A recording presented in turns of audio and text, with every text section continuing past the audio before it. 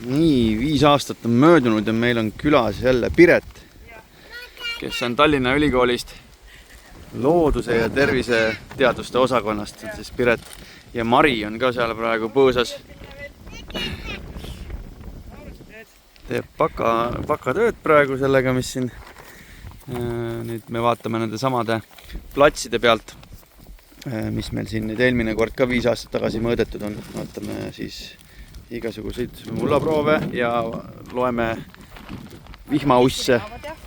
Vaatame lestakesi ja hoogannalisi ja linnainimestel on murutraktorid, siis meil on teadlased siin lõikavad köögikääridega muru. natuke kilplase tööd ka siia. Sinepi vesi. Just. 5 liitrit vett, 75 grammi sinepi pulbrit. Siis see läheb sinna ala peale, mis on mõõdetud. Ja siis hakkab ootamine ja vihmausside lugemine.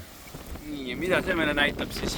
No ühes teeme mikrollijalgsed, ehk siis vaatame, mis lestad siin elavad ja hoogannalised. Ja teises teeme, vaatame mulla palju orgaanilist ainet on ja palju on karbonaate ja palju on, mis lõimis on ja lõimis ilmselt ei ole palju muutunud selle ajaga, aga kontrollida ikka võib.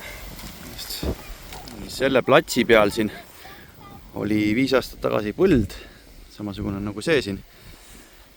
Ja siin kompaktsioon ja kõik oli kogu sellest konventsionaalsest põllupidamisest päris tugev. Ja eks siis siin võeti esimesed proovid, et vaadata, mis on algne olukord. Ja nüüd oleme siin 5 aastat erinevaid asju teinud, siin erinevad karjatusmeetodid on siit üle käinud, siis siin on nüüd permaaed ehitamisel, aga osaliselt ka olnud mitu aastat. Ja siinpool on siis lihtsalt karjatus olnud. Pikaajalise testimise mõte on see, et vaadata, kuidas siis permakultuuri printsiibid ja adaptiivne karjatamismeetod mõjuvad mulla elule. Et no eelkõige me saamegi kirjeldada, et milline see mulla elustik erinevat tüüpi platsidel siin on. Ja siis võime otsida neid võimalikke seoseid, et miks see selline on. Et kas see on siis tänu headele majandamismeetmetele või vastupidi mingitele vanadele mõjudele ja parem või halvem näiteks.